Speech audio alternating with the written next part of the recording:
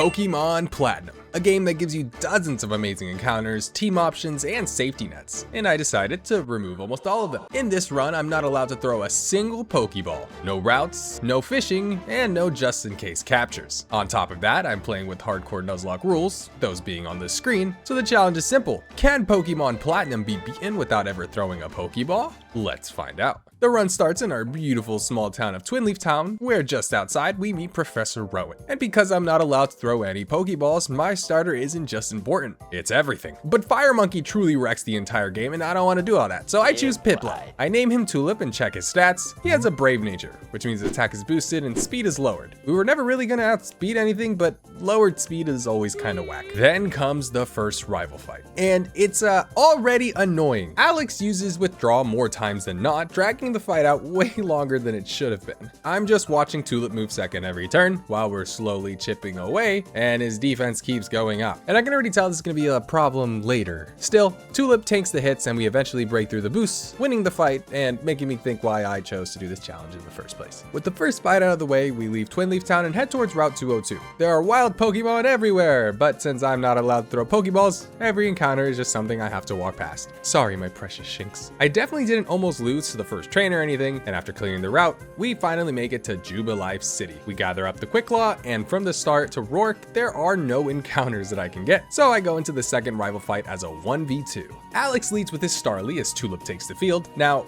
wait, what's the level cap again? 14? So did I make this fight harder than it had to be? Yes! His Starly uses Growl as a pound does like a quarter, a quick attack does negligible damage, as a pound brings him to almost half. Another Growl comes out to lower us to -2, and a pound brings him into the yellow. We then proceed to get hit with 3 more growls until the dang Starly finally goes down. We're at -5. What the heck? In comes a turtle and our pound does almost nothing. Like, what even is that? And he withdraws. He gets to +2 defense as I use growl to lower his attack several times as he continues to withdraw. So right now we're at -5 attack and he's at +6 defense and -5 attack. We're essentially at -9 and he gets a crit tackle. Guess we're just gonna lose this one because no way can I do enough damage. Oh, Tulip got a freaking crit. What a goat. We trade a tackle and another pound at the small chip and Tulip gets another crit, taking out the stupid withdrawing turtle, winning us the battle. Oh my God, that was amazing, Tulip. We continue to Roark and he should be cake because we have Bubble now. Oh. Yeah, we continue to lose to Roark over and over. Something needs to change because how am I losing with the type advantage and to Roark of all people? I will not have it. I will not stand for it. It's time to lock in and get serious. Yeah, I just trained against some Geodude for some defense EVs. He leads with Dude and I send in Buff Tulip. A single bubble gives the dude the Whamma Jamma Slamma. What even is this script? And he goes down, getting us to level 15. Out next is a giant rock snake, and here I'm really hoping for an attack, but no, he hits with a screech, lowering our defense by 2 before going down to a bubble. Well, this is kind of a predicament because Tulip is now staring down a Pokemon with a base attack of 125. To make matters worse, he lowers our defense one more time with a Leer before getting crit with a bubble, bringing him super low, but unfortunately not taking him out. Roark heals with a potion as we're able to bring him back into the yellow, and he of course outspeeds and hits a headbutt that we survive and don't flinch, allowing for one final bubble to take him out, winning us the gym battle. Oh my goodness, did those defense EVs come in clutch. Tulip evolves into his awkward middle stage. And you know what? Hang on. Before we continue, am I the only one that thinks that Generation 1 is the only generation without an awkward middle stage? I mean, like, they're all pretty good designs, but Gen 2 has Croconaw, Gen 3 has Combuskin, which we should really censor, and this gen, they're all just kind of like awkward. You know, I won't go on gen to gen to gen, but you know, I mean, tell me what you think. Maybe I'm blind. I've always found it funny that these grunts are bugging the Honeyman as if they're really going to get anything worthwhile from the honey trees. Because, you know, I've never seen a grunt with a Snorlax or a Heracross. The Mars fight was our next hurdle. It was Tulip versus her Zubat, and per lead Zubat somehow eats a Bubble Beam on literally 1 HP and only does 5 damage to us. An unnecessary Quick Claw proc allows Tulip to become the fastest penguin alive and take out the Zubat with a Bubble Beam. Last out is the race Perugly, who of course always uses Fake Out. She follows that up with a Scratch that brings us to a little above half, and a Bubble Beam does the same to her. Another Scratch does 10 more HP, as the Bubble Beam brings her deep into the red, lowering her speed. Because of our abysmal speed, that drop does nothing for us, as a scratch thankfully doesn't crit, and we're able to take her out with one more Bubble Beam, winning us the battle. Those defense EVs coming in clutch, baby. Arriving into Eterna City, we can finally get another encounter. There are two possible encounters in Cranidos and Shieldon, but you cannot get both. An odd player ID gives the Skull Fossil for Cranidos, while an even ID gives the Armor Fossil for Shieldon. After legitimately changing our Poke ID, we now have an odd number, which gives us access to our beloved Daisy, the Cranidos. On the way back, we pick up the TM for Pluck in Floroma Town, and I begin my fight with the surprisingly difficult Gardenia. She leads with her Turtwig as I send in Daisy, and I was really hoping to one-shot with my Max Friendship Return, but nope. She lives on a Sliver and sets up a Reflect. Well, now I gotta rely on RNGesus to get us through, because as she heals, I set up with a Focus Energy, and the following turn, fire off a Return that crits! Thank God. In comes Cherim and we live a Grass Knot, but we don't get 2 crits, so this sparks the short life of Daisy. He came, he saw, and he conquered. Rest in peace, buddy. Tulip comes in and, like the beautiful penguin he is, nimbly avoids the Leech Seed and fires off a Pluck that also crits. 2 incredible things happened just now. We avoided the Leech Seed damage and we leveled up. This is insanely lucky because we survived the first magical leaf from Roserade and eat our berry and take her berry as well with a Pluck. Now the moment of truth. Can we survive a magical leaf? It comes in and we survive on 1 HP and fire off another Pluck, sealing our victory in such a dramatic fashion. Badge 2 freaking acquired. After our bout with Gardenia, we head to the inconspicuous hideout of Team Galactic. Within here, we pick up the upgrade for a future encounter and begin our fight with Jupiter. Her lead Zubat versus Tulip was never going to be a substantial problem, and a couple of Plucks take the bat out, with us only taking damage from a wing attack. The real problem is this early game menace Skuntank. She goes for a Screech, lowering our defense as we Pluck to do about a quarter, taking her Citrus Berry to get ourselves back to full. The following turn she uses Screech again, as we use Bubble Beam to bring her deep into the yellow, but just outside healing range. So I just attack as a Night Slash comes in, and we live on 3 HP and fire off a torrent boosted Bubble Beam, taking out the giant skunk. Tulip is the little penguin that could. What did I tell you? Those defense EVs coming in clutch. Cynthia gives us our next encounter in Poppy with a hardy nature and with Serene. Oh, it has Hustle. Well, this just kind of makes you substantially worse. Well, considering the next gym is Ghost, an immunity is an immunity. Speaking of normal types, in Hearthome City, we're able to get Coppertip, the Eevee, with an incredible modest nature, boosting his special attack. Everyone scooches to the level cap and we begin our fight with Fantina, her Duskull versus Tulip. And I was really expecting her to go for a Will-O-Wisp, but she doesn't and just opts for damage with a Shadow Sneak. Our Bubble Beam doesn't do quite half, as the following turn she doesn't go for Shadow Sneak, so we move first to get her into the red as she goes for Future Sight. The next turn, Tulip has had enough of her and he crits with a Bubble Beam, followed by one more to take her out, only taking slight damage from another Shadow Sneak and the incoming Future Sight. Her ace Miss Magius is in next. A Magical Leaf comes in and brings us low as we use Pluck to take her Citrus Berry. Since no crit, we're able to easily survive the next Magical Leaf on 11 HP and fire a Bubble Beam, bringing her low as well, but also keeping her out of healing range. Tulip is obviously too low to keep in, so I send in Poppy on a Shadow Ball, but she was not happy about this as she gets a crit with Psybeam as we use Metronome that gets Heal Bell. And you can guess the game here. We eat another Psybeam and use Metronome and get Sky Attack, an incredible move, yet very inaccurate. Come on, Poppy.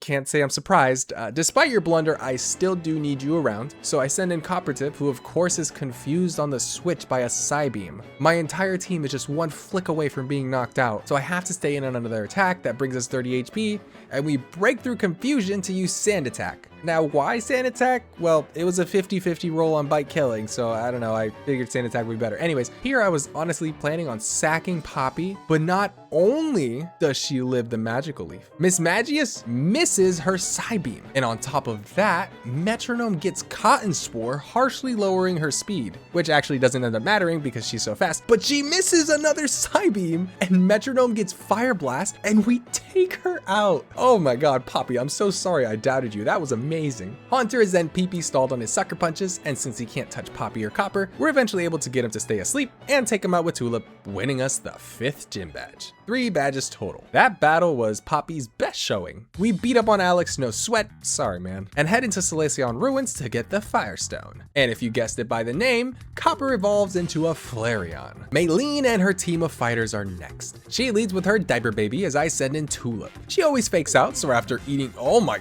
god, she crit. That's rough. The drain punch that followed left us a little below half as a pluck brings her deep into the yellow. I figured she was gonna heal here, but she decides to attack. Oh my god, she's the only gym leader that doesn't freaking heal. Well, this blunder is gonna cost us the life of our little Tulip, is what I would say if Tulip wasn't a freaking G living on 3 HP and firing off a pluck to take out the meta type. Defense EVs! In comes Lucario, threatening with a random move. I send in Poppy to eat the incoming drain punch. We eat one more and are able to get a yawn off. Since we're low, I send in Copper to eat what I thought was gonna be a drain punch, but thankfully ends up being Meta Claw. Lucario goes to sleep and he stays snoozing as we fire off a crit Fire Blast, taking him out. That crit didn't matter, but man, that's gotta hurt. In comes Machoke, and all I need is for one more Fire Blast to hit to secure our win. That's not too much to ask for, right? It is not. Copper gets it done, winning us our 4th gym badge. I get another Brave Nature Pokemon in Porygon. The game really didn't want to be generous with the natures this time around, huh? And using the totally legitimate method of handing Porygon the disc, walking out this door specifically, Porygon is now magically a Porygon 2. Don't look too deep into it, it works, okay? But only on my Porygon. We use some of our degenerate funds to buy the TM for Thunderbolt, the one and only TM I'm actually allowing myself from the game corner, and continue on to take on the next gym leader, Wake. But before Wake, in Pastoria, we grab the Daily Berry, and miraculously, we get a Pachoo Berry to lower the damage of super effective water type moves. This is definitely gonna come in clutch and not in the moment you think. Oh, and Tulip evolves. Now we take on Wake. Well, this fight was an absolute slaughter, as you can imagine. His lead Gyarados versus Orchid, and it doesn't help him at all that I got a freaking special attack boost, making the incoming Thunderbolt eviscerate him after eating a waterfall fairly well. Floatzel is in next, and only able to do slight damage before also getting wrecked by a Thunderbolt. Last in is his electric immunity, so I switch in Poppy on a Mud Shot, and since Quagsire is allergic to blades of grass, we take him out with a Grass Knot, winning us the battle incredibly easy. After curing the Psyduck and whooping Cyrus, we go to the man that gives us different glasses at different points of the day, and we get the black glasses, which kinda stinks because I was really wanting the choice specs. That's what I get for recording at a reasonable hour, I guess. In Canalave, we have our fight with Alex, and our main weakness really shows itself. His Staraptor doesn't have close combat, so despite a double team, Orchid is able to hit a +1 Thunderbolt, taking him out. The real issue arises in Heracross, who has Brick Break, and I can't really switch in anyone, and we thankfully don't get crit, and fire off a Psybeam that brings him deep into the yellow. Well, now I'm forced to switch, so I send in Poppy, who is left slightly above half, meaning we could tank one more, barely, and get a yawn off. I switch in Tulip on thankfully an Aerial Ace as the Beetle snoozes, and we're finally able to take him out with a Surf. Tortilla is in next, and I was worried for a bit thinking of what to do, and remembered this thing doesn't have Earthquake. So a barrage of plucks take him out. Alex, what are you even doing? You got the strongest ground type move of Evolution. Why would you get rid of it? His Rapidash also has nothing to do substantial damage to us with, so after tanking a takedown, a Surf drowns the Unicorn. And after risking not 1, but 2 crits, we live on 4 HP and are able to get the Floatzel low, and since all of our team is dummy low, I have to send in Copper to eat the incoming Aqua Jet, but remember the Pachoo Berry. Yup, allowing us to survive one more, taking him out with a Fire Blast. I'm not sure what all the rolls were on damage for that Aqua Jet, but I'm gonna say that berry saved my life. For the sake of flow, I'm covering this fight, but Byron being the biggest pushover of all late game gyms is just sad. Copper is able to decimate his Magneton and Steelix with a couple of Fire Blasts, and against his Bastiodon, I'm no dummy, and I know he just wants to click Metal Burst. So I switch into Orchid, and he goes for an Iron Defense. I'm using special moves, man, why would you even do that? I get him low with a couple of Thunderbolts, taking some damage from a Stone Edge and a Metal Burst in the process. I switch in Tulip on a Stone Edge and wipe him out with a Surf, winning us the battle. Dude, even your son put up a better fight than you. We take a detour from the story just for a moment to help Riley clear out Team Galactic, and he rewards us with a Riolu Egg, and also on the way out, we pick up a Shiny Stone. The Saturn and Mars fights to follow at the lakes aren't much of a problem at all, and we continue to the next gym. Versus Candace, I always somehow forget that she leads with a Sneasel, and I'm always sending in someone I didn't really want to. Well, Well, actually, she can't really do much of anything to me. After getting her to a little above half, we take her out with a rock smash of all things. Yeah, I didn't want to get an HM slave, so Tulip is pretty much filling that role. Piloswine is in next, and since we outspeed, we're able to take the clean KO with the Surf. The 44th President of the United States comes in, so I go for Pluck as she hits an Avalanche. And I actually completely forgot that her Abomasnow has Focus Blast, but we barely hang on just 20 HP. Just enough to survive the incoming hail damage. Whoops, that was close. I sent in Copper, who I should have had from the jump, as she heals with a full restore. We're able to decimate her with a Fire Blast the following turn. Out next comes her ace Frostlass, and with Hail up, her evasion is boosted thanks to her Snow Cloak ability, and it doesn't help that she goes for a double team as we miss Fire Blast. Copper is really my only hope here, so I have to attack. She goes for another double team, raising her evasion more, and Copper fires the inaccurate Fire Blast that freaking hits, taking out the seductive Ice Ghost, winning us the battle and allowing me to unclench my cheeks. In the freezing cold of Snowpoint, we hatch Hydrangea, who swiftly evolves into Lucario. And I normally cut their names in half, like Copper Tip is Copper. Can't really do that for Hydrangea if you know how it's spelled. At the Galactic HQ, we're able to find the Dubious Disc, and like before, we give Orchid the item and walk through this door specifically, and boom, evolved. Only my Porygon though. Cyrus is a breeze, and after releasing the Lake Trio, we make our way up to Mount Coronet to save the world. We have to take on Mars and Jupiter again, and this time honestly I'm the bad teammate because I just spam surfs, wiping out everything on the field. Alex kinda deserved it, I'm not even gonna lie. Forget this guy. In the Distortion World, we begin our final fight against Cyrus. His lead Houndoom versus Tulip, and he just misses a Will-O-Wisp, allowing me to one-shot with a surf. His Gyarados takes the field, so I switch into Poppy to avoid the EQ damage, which was pointless since I switched an Orchid on a crit Ice Fang. Don't worry, there's more of those skilled plays where that came from. Anyways, the Water Serpent goes down to 1 Thunderbolt. The Boss Bird comes in, and since we didn't get the special attack boost, does survive one, so I have to switch into Tulip, who is able to take him out with a couple of surfs. In comes Weavile, who Hydrangea is able to rock with a close combat, and his final Pokemon Crobat shares the same fate as Honchkrow, but gets a scary low in the process, and win the battle deathless. Volkner, the final gym leader, and one of two that are standing in my way before the Elite Four. His lead Jolteon versus Hydrangea, and he immediately tries to paralyze us with the Thunder Wave, but we're holding a Cherry Berry and shake off the paralysis and fire an EQ that we got via TM and get the clean one-hit KO. Next is Raichu, and I was hesitant to click an attack, but figure our level difference would allow us to outspeed, and it does, allowing Hydrangea to get another one-hit KO. Luxray definitely survives one, but I use it anyway to get some chip, and Hydrangea is playing none of these games, because a crit allows him to get his third one-hit KO of the battle. Hydrangea is on a mission to get us to the Elite Four. Last in is Electivire, who is itching to go for a Fire Punch, so I swap in Copper to negate the damage and power up our very own fire moves, and after eating a Thunder Punch, we fire a Fire Blast, connecting and obliterating the Electivire, getting yet another crit.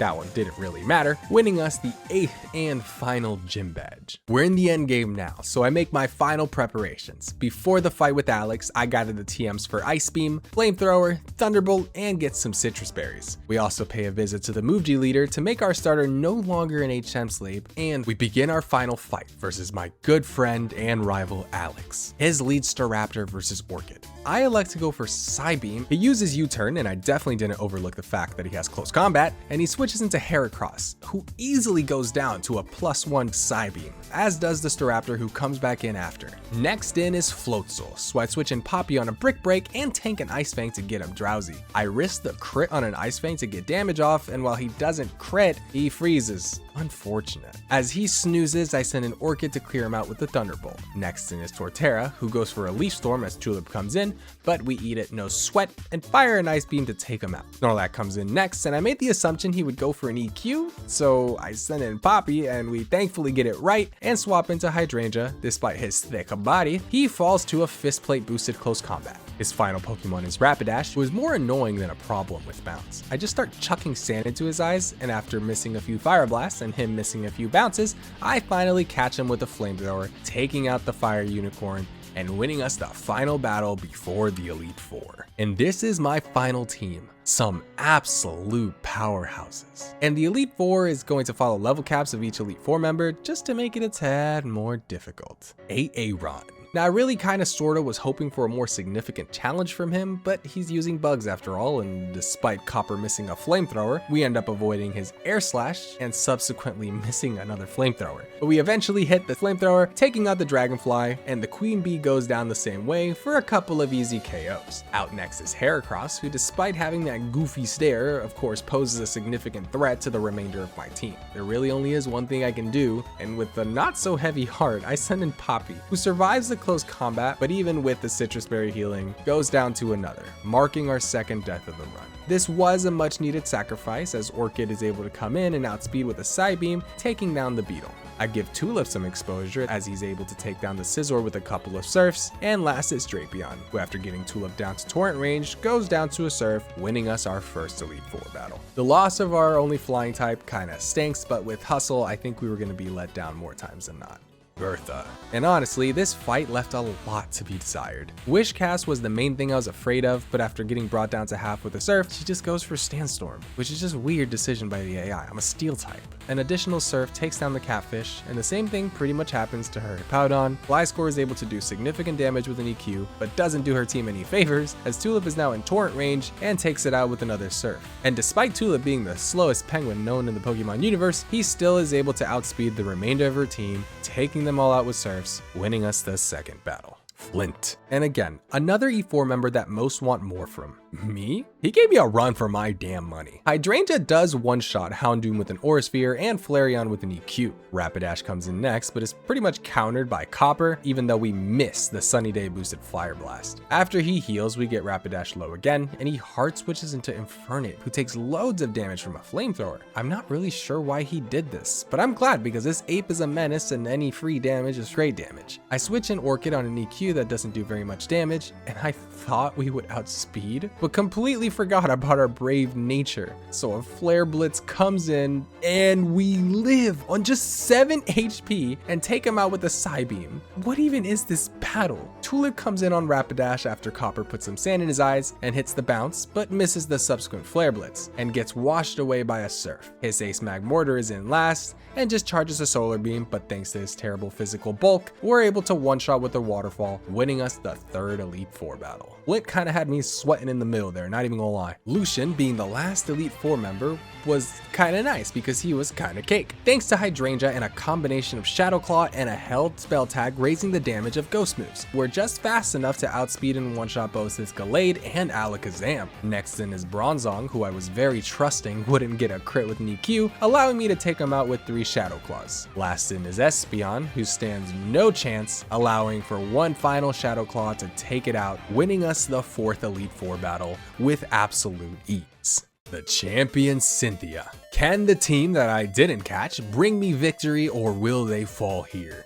Let's find out. Her leads Spiritomb versus Hydrangea, and like versus Volkner, Hydrangea wants to lead the team to victory because they get a crit with an EQ, one-shotting the Spiritomb. Out next is her own Lucario, who stands absolutely no chance against these hands and goes down to a close combat. In next is her Ace Garchomp, and Hydrangea knows that we have absolutely no switch in, and this next attack is gonna be their last. They run up, throw a flurry of punches that don't stop and get yet another crit. Hydrangea, regardless of what happens to you, you were the unanimous MVP. That was amazing. Hydrangea gets as much damage as possible with a close combat and goes down to an Aura Sphere, but despite their fall, the path paved allows for Orchid to rip a Thunderbolt, taking out the Togekiss, and do the same thing to Milotic, taking her. Wait, why does she live that? An unfortunate roll allows for the sexy eel to reflect the damage back exponentially and erase Orchid from this world. Tulip comes in, and after trading Flash Cannons and Mirror Coats,